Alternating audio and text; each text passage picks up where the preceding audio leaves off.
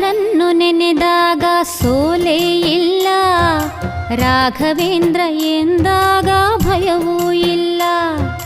ರಾಯರನ್ನು ನೆನೆದಾಗ ಸೋಲೇ ಇಲ್ಲ, ರಾಘವೇಂದ್ರ ಎಂದಾಗ ಭಯವೂ ಇಲ್ಲ.